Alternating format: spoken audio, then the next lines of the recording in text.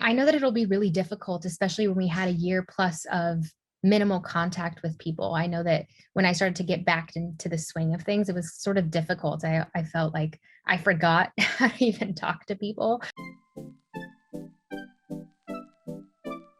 in person and not virtually. But my biggest piece of advice would be to try things out and join as many communities as you think you may be interested in. Second semester, I went to the tabling events. I tried to sign up for different newsletters and different mailing lists just to see what sparked my interest. I would go try it out, and if I felt good about it, I would stick around for a little bit longer.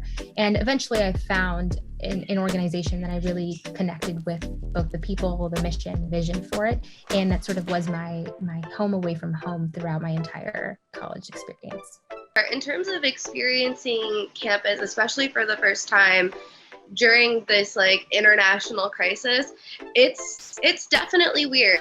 When I was a freshman, I mean, I really didn't find my cohort at school until my third year, just kind of bouncing around different friends groups and trying to find really myself, because I think that's a big part of undergrad is finding yourself and your own voice and how you want to interact with the world as an adult and no longer a child under your parents. So that alone is hard, and then just adding this pandemic on top of it makes it so much harder. I mean, first and foremost, you have to think of safety. Get vaccinated, try to make sure your friends are vaccinated and educate them. But outside of that side of things, I think just knowing who your close friends are, trying to interact with people outside as much as possible, because there's a much lower risk of transmission, but then you're also not kind of limiting yourself in terms of your social sphere. You have a lot more opportunities when you're outside these days.